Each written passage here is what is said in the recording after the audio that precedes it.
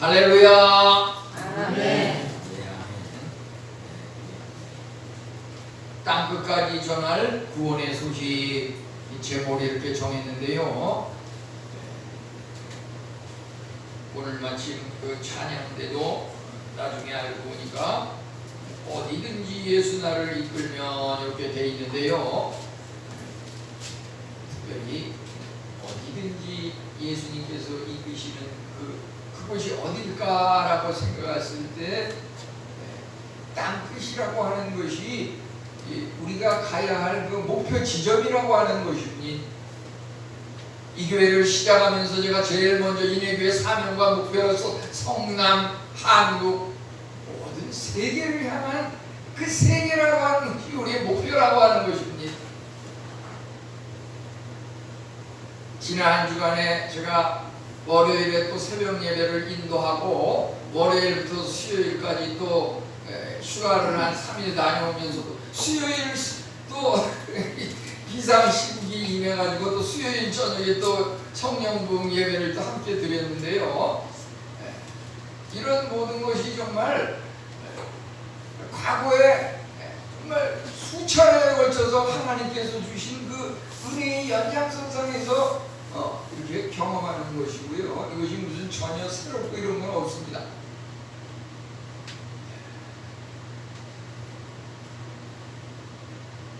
이번 주에 그 1년 성경 범위를 보면 이번 주하고 이제 다음 주에 읽을 성경 범위를 이렇게 보면은 거기에 이사야 손대에 여기에 말이죠. 오늘 읽는 이 이사야 49장부터 해가지고 이사야 66장까지 땅끝이라는 말이 3번 나옵니다. 3번 땅끝. 땅끝까지 가서 너희가 이방인의 빛이 돼서 주의 구원을 전파하라.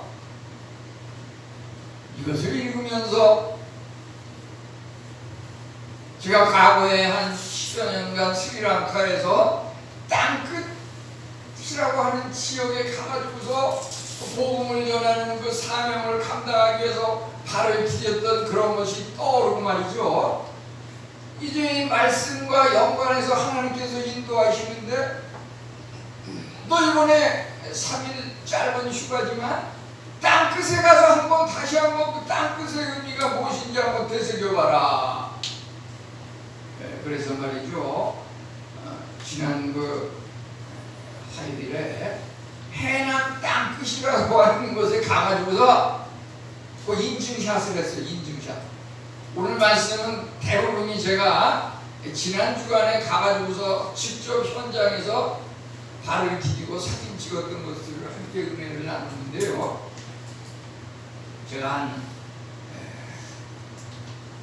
13년 전에 2013년도에 그 스리랑카에서 거기 보면은 섬이지만은 거기에도 가장 높은 그 산간 지역이 있는데, 거기가 이제 누아라 엘리아라 그래가지고 거기에 그 가장 높은 지역에 월즈 앤드라 그래가지고 이 땅끝이라고 하는 그러한 지명이 있는 그 관광지가 있습니다. 거기에 제가 어머님하고 장인, 장모님을 이렇게 모시고서 함께 그 월즈엔드 그 산간 지역의 꼭대기에 가가지고서 사진을 찍은 걸 다시 한번 여기 인증을 하기 위해서 이렇게 함께 은혜를 나누게 되는 것을 감사드립니다. 땅끝의 의미가 무엇인가? 우선 이것이 말이죠, 짧게는 나라마다 또 대한민국에도 해남, 전라남도 그 끄트머리에 그 땅끝이라고 하는 그 명칭의 그 지역이 있고 말이죠. 이 스리랑카 그 선교지 같은 곳에도 보면은 거기는 그냥 땅끝이 아니라 우리나라의 무슨 해남 땅끝 그것이 아니라 월주엔 완전히 뭐 세계의 끝이다 이렇게 해가지고서 그 산간 지역의 그 꼭대기 거기를 갖다가 이제 땅끝이라고 그랬는데요. 요것이 그 지역은 조금 차이가 나지만은 궁극적인 그 사고방식에 깔려 있는 거는 뭔가 그 아주 끄트머리, 아주 그 경계선, 그러한 것을 의미한다는 데서는 아마 똑같을 것입니다. 그래서 여기서 그 땅끝이 정말 성경에 오늘 읽은 말씀, 너를 이방의 빛으로 삼아 나의 구원을 베풀어서 땅끝까지 이르게 하리라. 이 말씀은 우리로 하여금 하나님께서 구원을 베푸시는데 그 구원을 베푸는 그 이유가 무엇인가? 그 구원을 베푸는 목적과 이유는 우리로 하여금 땅끝까지 가서 그들을 구원하라고 하는 그것의 목적이 있는 겁니다. 내가 예수님을 믿고 구원 영생을 누리는데 그냥 그걸로 끝이 아닙니다. 구원 영생을 누렸으니까 이 천국에 가서 헬렐레 하고서 이렇게 아무 근심 걱정 없이, 그게 끝이 아닙니다. 그 구원이라고 하는 것도 하나의 그 중간 과정입니다. 궁극적인 목표는 땅끝까지 가서 그들도 함께 구원을 받도록 하는 것입니다. 하나님께서 그런 사명을 저에게 어려서부터 초등학교 4, 6학년 유년주일학교 여름 성경학교를 하는데 앞으로 뭐가 되느냐 손을 들었을 때 제가 일어나가지고서 커서 선교사가 되겠습니다 이렇게 하나님 앞에 서원을 하고 이렇게 지냈는데 뭐 이 일 저 일 하다 보니까 깜깜하게 다 잊어버리고 내 어린 시절을 생각해 보니까 내가 어려서 그런 서원을 하나님 앞에 했는데 내가 지금 뭘 목표로 해서 살고 있는가, 그것을 돌이키게 되고 또 하나님께서 그러한 일로 인도하는 것을 갖다가 다시 회상을 하면서 그러한 길로 인도함을 받았다고 생각이 듭니다. 우리 또 여기 신약에서도 보면 사도행전 1장 8절에서 오직 성령이 너에게 임하시면 너희가 권능을 받고 예루살렘과 온 유대와 사마리아와 땅끝까지 이르러 내 증인이 되리라. 거기서도 보면은 땅끝까지 이르러 증인이 되리라. 이 땅끝까지 전할 구원의 소식이라고 하는 것이 성경 전체를 갖다가 이렇게 아우르는 그보다 구체적이고 발전적인 이러한 내용인 것입니다.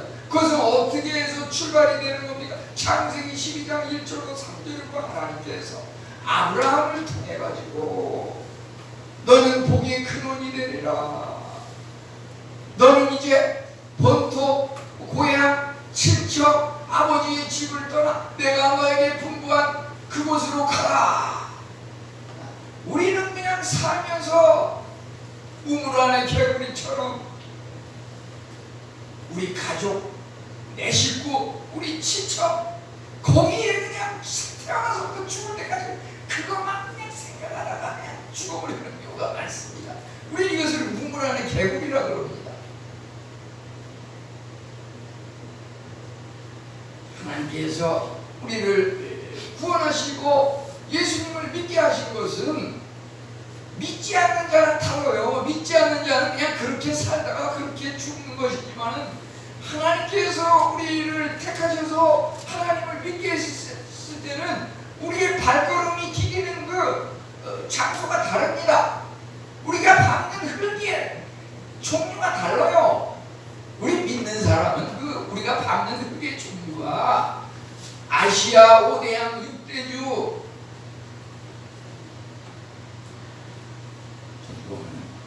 이집트도 가서 땅을 사막을 밟았고 에티오피아에 가서 또 땅을 밟으면서 그 흑인들과 살기도 뒹굴기도 하고 이런 은혜를 하나님께서 주시는 겁니다. 왜 그런 은혜를 주십니까? 그냥 가만히 있는데 주는 건 아니에요. 그 과정 속에서 많은 그 은혜를, 그거는 뭐 나중에 또 얘기하고요. 그럼 오늘 말씀과 관련돼서 우선 여기서 나눌 것은 이 땅끝이라는 말이 무슨 의미가 있는가 요거 한번 살펴보고요. 우리가 발을 디뎌야 할 그 땅끝이 무슨 의미가 있는가. 이제 그럼 하나님께서 우리를 예수님을 믿으면 구원을 하고 영생을 주신다 그랬는데 그 구원을 주시고 영생을 주시는 그 목적이 무엇인가? 예?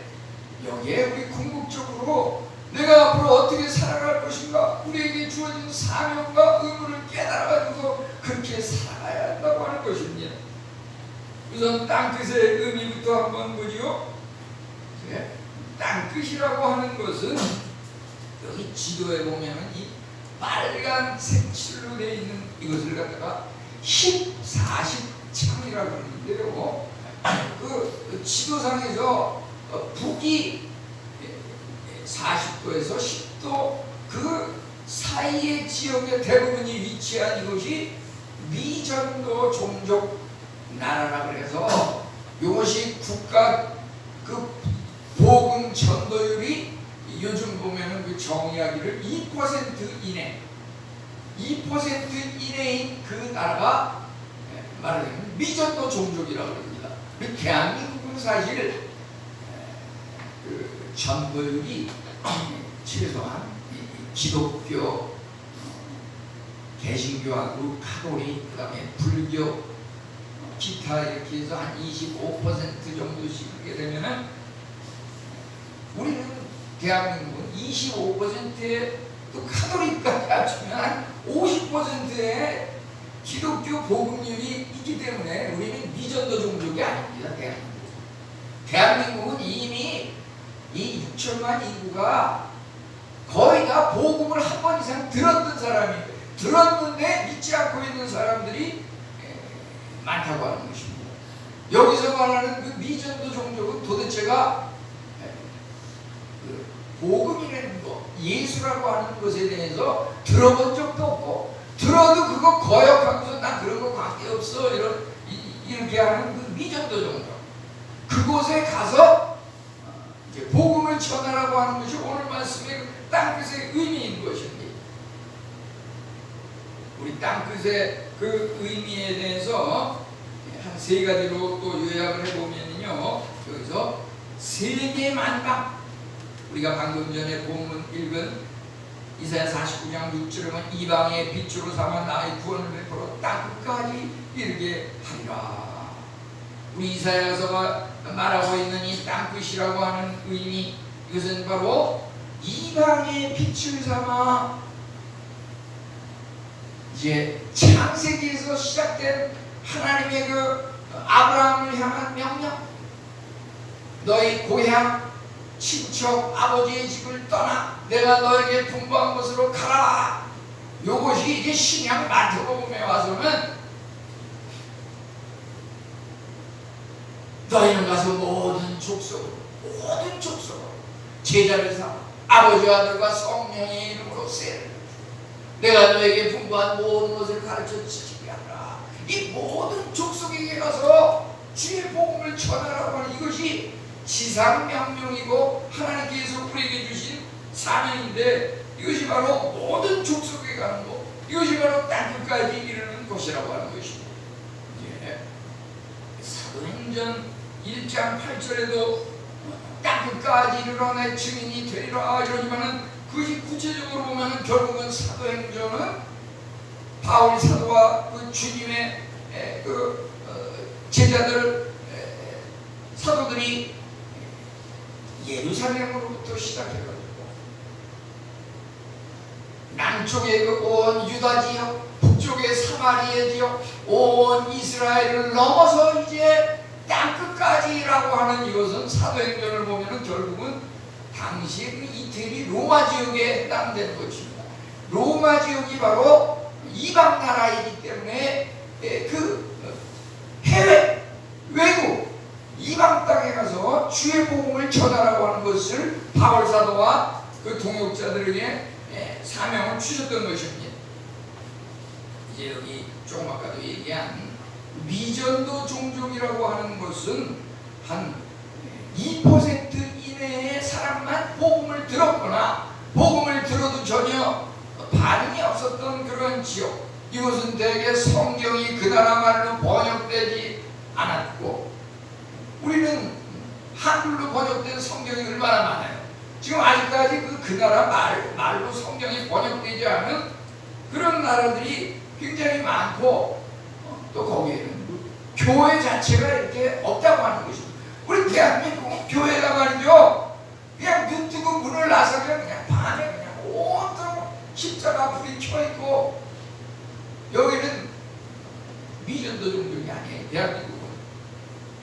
그래서 우리는 정말 내가 구원을 받고 영생을 얻었다는 사명감이 들면, 내가 왜 예수님을 믿고 왜 구원을 받았는가, 그 이유가 뭔가 생각하면 결국 아직까지 2% 미만의 그 미전도 종족, 그 땅끝에 가서 주의 복음을 전해서 내가 구원받은 것처럼 그 이방, 피부가 새까맣고 먹는 것이 기아이고 허덕이고 힘들고 어려운 그 사람들에게 주의 복음을 전하라고 하는 것이 바로 사명이라고 하는 것입니다.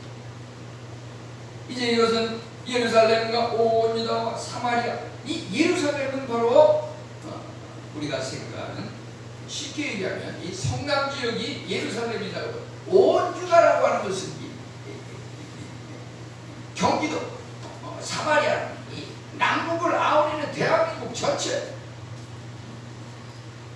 이제 땅끝까지 이르는 되리라고 하는 것은 대한민국을 넘어서 이제 해남 땅끝을 넘어서 바다로 넘어서 저 이방 세계 지역으로 우리 발걸음을 딛기라고 하는 것입니다.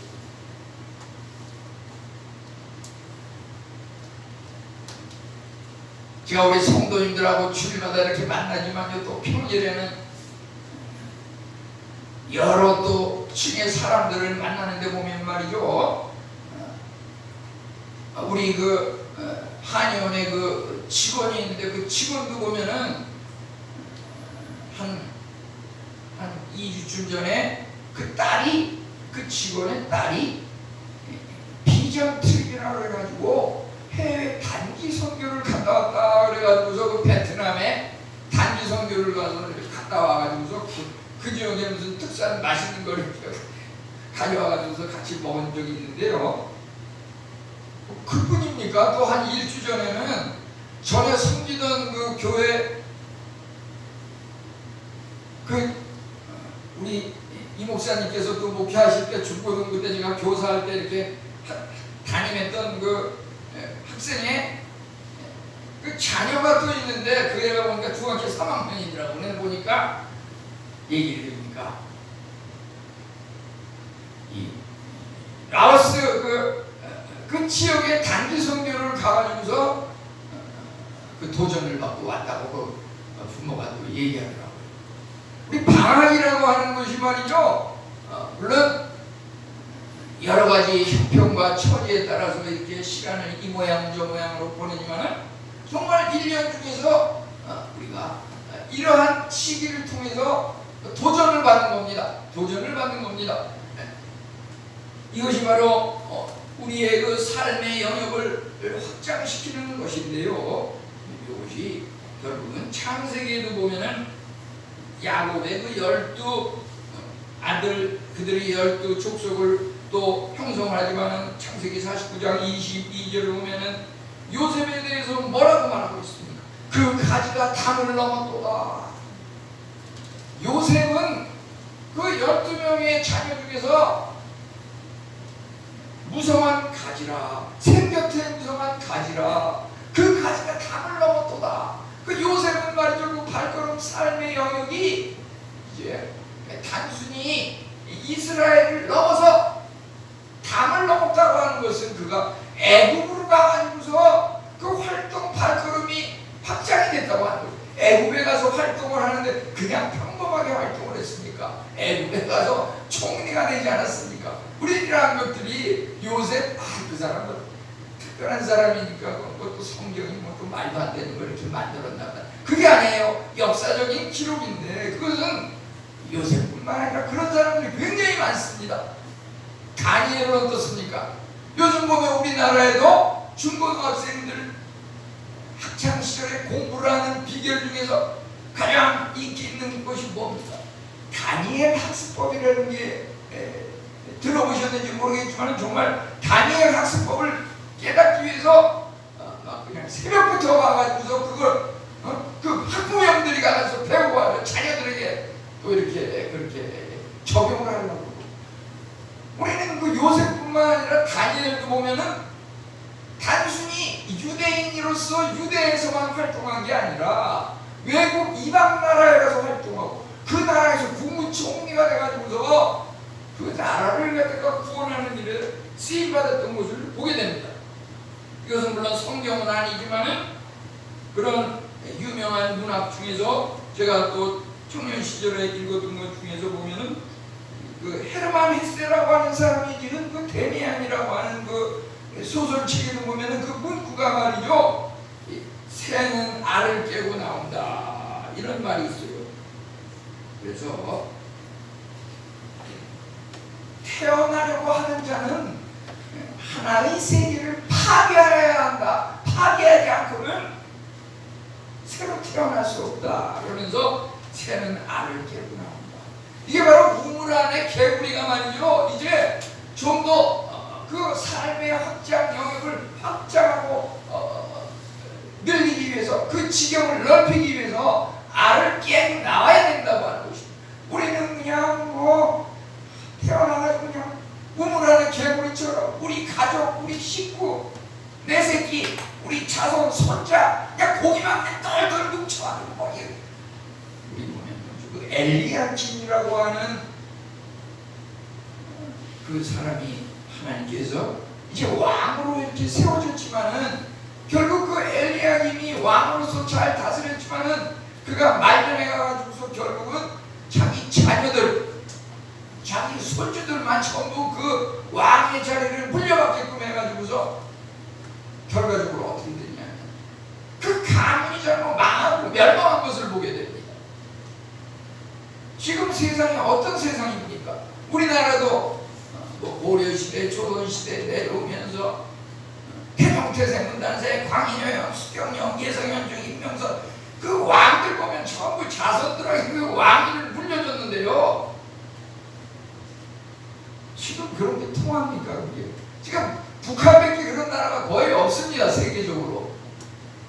이 가족 혈통마냥 생각하는 거는 그거는 망하는 길이에요. 망하는 길. 이 성경이라고 하는 것은 그런 중 누구든지 그리스도 안에 있으면 새로운 피조물이라. 영접하는 자고 그 이름을 믿는 자에게 하나님의 자녀가 되는 권세를 주셨네. 물론 우리가 살면서 인간의 육신의 몸을 입었으니까 가족 식구들을 무시할 수는 없어요. 그지만 참 믿음의 세계에 들어가게 되면은 정말 가족 식구보다 더 중요한 것이 하나님을 믿는 믿음의 영적인 자녀라고 하는 것입니다. 그래서 믿음의 세계에 가가지고서 그곳에서 그들을 또 하나님의 복음을 전해가지고서 하나님의 자녀로 삼고 예수님께서 우리가 너희가 예수님을 믿는 그것 때문에 가족 식구들을 잃어버리면 하나님께서 그보다 더 큰 가족을 허락하리라. 그게 바로 뭐냐면 우리 예수님을 믿으면 영적인 자녀, 영적인 형제 자매를 바닷가의 모래알처럼 하늘의 별처럼 수없이 많은 영형제, 영자매를 우리에게 허락하여 주신다고 하는 것입니다. 뭔가 지역을 확장, 내가 사는 이 영역을 확장. 지금 당장은 여건이 안 돼서 안 된다 그러면은 마음속에 그런 꿈, 청년들은 꿈을 꾸고 미래를 바라보고 요엘서에 아까 준비 찬송에도 그런 찬송을 했는데요. 우리는 그 땅끝의 의미가 무엇인가, 세계 만방, 비전도 종족, 지역의 확장을 향하여 달려가는 그것이 우리 땅끝의 의미라고 하는 것입니다. 예수님께서 왜 우리를 믿으면 구원에 이르도록 하셨는가? 이제 구원의 그 목적과 이유는 뭐냐면은 위에서 오는 성령의 권능이다. 이것은 오직 성령이 너에게 임하시면 너희가 권능을 받고 예루살렘과 온 유다와 사마리아와 땅끝까지 이르러 내 증인이 되리라. 이 성령의 권능이라고 하는 것이, 이 권능이라고 하는 것은 우리 이 신약은 이것이 헬라어로 이렇게 되어 있는데요. 헬라어에서 그 권능이라고 하는 것은 듀나미스 그러는데요. 듀나미스라고 하는 그 말에서 결국은 다이나마이트라는 그런 말도 나오고 있습니다. 그래서 우리가 성령 부흥 집회다, 성령 충만의 은혜를 받는다. 여기에 말이죠, 그 다이나마이트가 폭발하는 것 같은 그런 우리 인간의 그 죄악된 과거의 모습이 참 폭발해서 없어지고 새롭게 태어나는 그런 역사가 그 모임 집회 시간에 일어난다고 하는 것이, 그런 역사가 있기 때문에 자연히 그 주위 사람들이 잠을 자다가도 무슨 오락프로 즐기다가도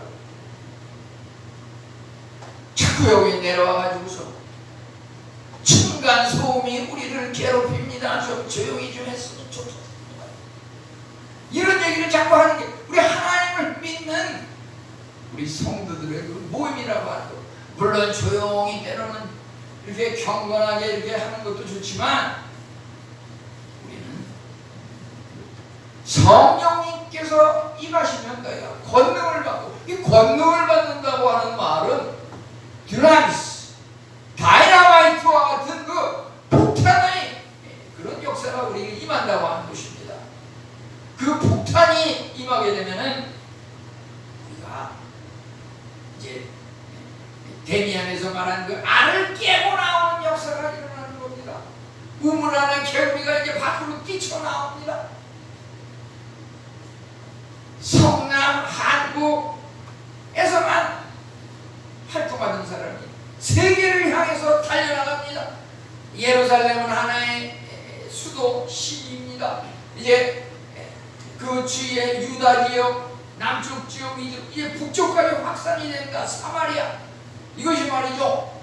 이제 그 목표지는 땅끝을 향해서 나아가는 것입니다. 우리는 이것을 갖다가 하나의 그 수도관, 배관, 도관 파이프를 우리가 연상을 할 수가 있겠습니다. 하나님의 도관 파이프, 구원의 통로라고 하는 그것은 이스라엘과 이방인들에게 주님께서 뭐라고 말씀하십니까?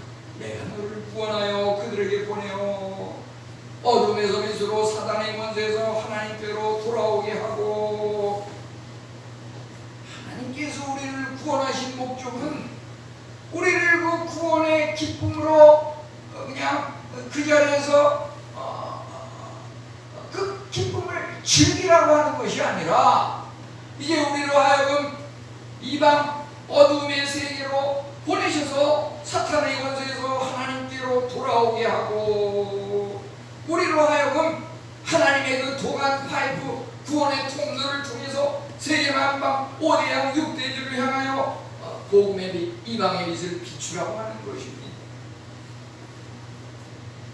우리로 하여금 이렇게 우리가 읽은 오늘 본문에 보면은 나의 구원을 베풀어서, 이것이 바로 우리를 구원하신 그 목적이 이방으로 가서 그들도 우리와 같이 구원을 얻게 하라고 하는 이런 사명을 우리에게 주신다고 하는 것입니다. 이제 우리 여기서 끝으로 그러면 우리가 어떻게 살아갈 것인가? 우리의 사명이 무엇인가? 우리는 이방에 가서 그리스도의 증인이 되고 우리의 삶을 통해서 증거하고, 예, 주님께서 주신 그 마지막 약속의 말씀을 붙들고 나가야 하는데, 요거 전부 지난 휴가 기간에 가가지고서 사진 찍어온 걸 여기다가, 제가 뭐 거기 가서 무슨 말씀 준비하기 위해서 가서 사진 찍은 건 아니에요. 사진 찍어가지고 와서 이렇게 보니까 요거 정말 오늘 말씀을 나누는데 은혜가 되겠다. 제가 은혜를 받았으니까 그것도 함께 이렇게 하는 겁니다. 우선 말이죠, 이 우리의 사명은 그리스도의 증인이 된다고 하는 것인데, 빌립보서 4장 13절에 보면은 내게 능력 주시는 자 안에서 내가 모든 것을 할 수 있느니라 이렇게 말하고 있습니다. 우리는 이러한 것을 이제 스티그마, 그래서 예수 그리스도의 흔적을 바울 사도가 이야기를, 내 몸에 손을 대지 말라, 내 근처에 오지 말라, 내 몸에 예수 그리스도의 흔적을 지니고 있노라. 예수 그리스도의 흔적이 무엇일까요? 예수 그리스도의 흔적은 십자가 보혈의 은혜가 아니겠습니까? 십자가 죽음 가운데서도 부활로 승리하시고 승천하셔서 다시 하나님 나라에 올라가서 하나님 우편에서 다시 오실 그 예수님, 그것이 바로 예수님의 흔적이 아닙니까? 우리가 이 땅에 살아가면서 말이죠, 힘들고 어려운 일이 많이 있습니다. 각자 생각할 때는 나처럼 이렇게 힘든 사람이 있을까? 그 우물 안에 개구리처럼 생각하면 그래요. 나처럼 이렇게 힘든 사람이 있을까? 그 계란 속에 들어가 있는 그 알이 말이죠, 그것을 깨뜨리고 나오기 전에는 그렇게 생각을 해요. 그렇지만 그것을 깨뜨리고 나올 때 우물 안에 개구리가 밖에 나오면 세상에 나보다 더한 사람이 너무 많구나. 나는 정말 너무 편안하고 안일하게 살아오고 있구나. 이런 것이 깨달아진다고 하는 것입니다.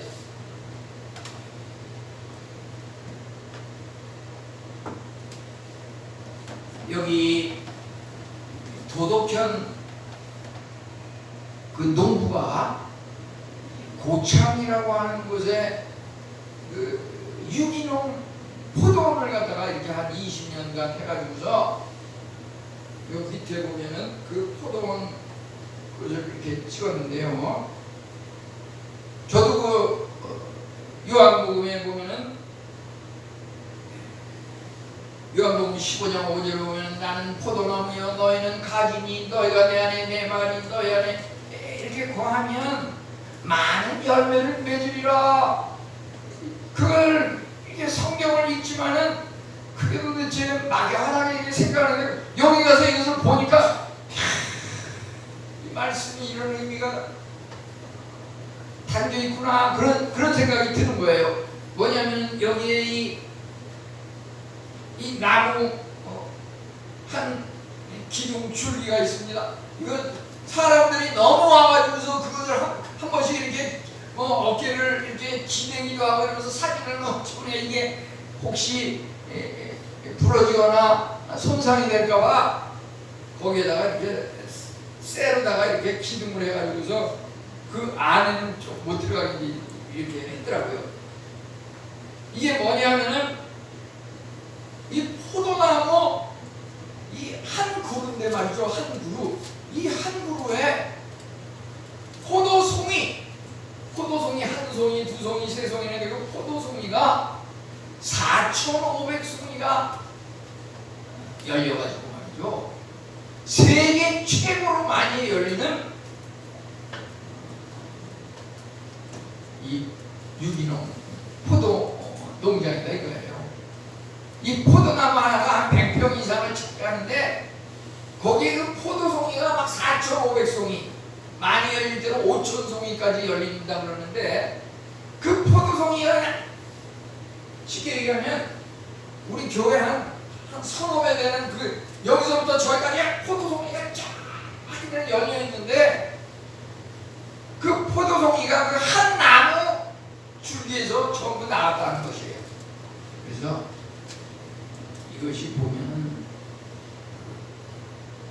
나는 포도나무여 너희는 가지니, 우리가 예수님 안에 함께 있기만 하면, 우리 안에 예수님이 있기만 하면은 그분이 그러시더라고요.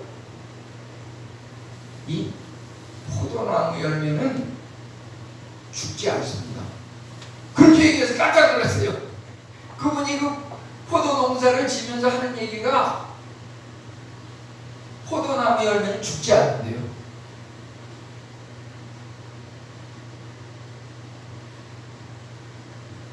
그러니까 이제 그 포도, 유기농 그 포도를 갖다가 이렇게 보니까 아주 실하고 영물어서 이렇게 보기에도 아주 탐스러운데, 그분이 이러한 농사를 지으면서 여러 가지 그분의 철학을 또 이렇게 담기도 했는데, 거기다 보면은 얼마나 숱한 고난과 어려움이 있었겠습니까?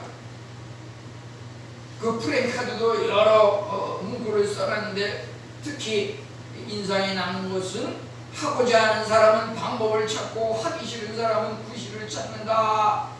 이러한 것을 이렇게 한 두 군데 정도 이렇게 프랭카드를 걸어놨는데요.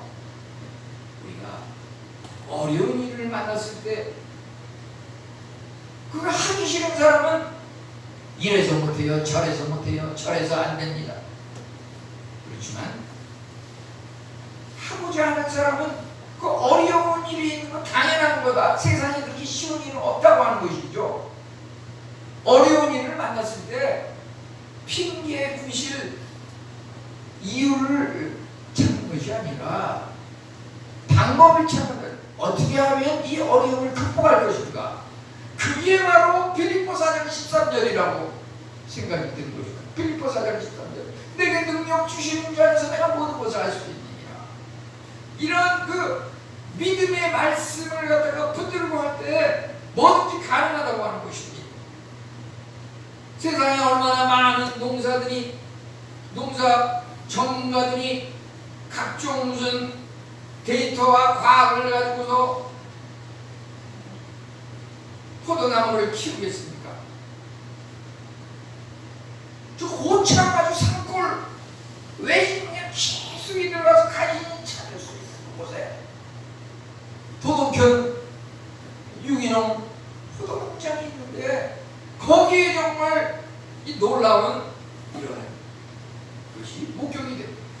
제가 이렇게 아내와 함께 그것을 이렇게 들어갔을 때, 그 시간에 마침 보면은 어느 지역의 그 교회에서 한 10명 내외가 또 이렇게 주일학교 학생들하고 학부형 같은 그런 분들이 와가지고서 또 그것을 이렇게 보면서 사진도 찍고, 거기서 포도도 이렇게 좀 이렇게 사가지고서 그 농장 내분하고 같이 이렇게 사진을 찍고 이렇게 가기도 했는데요.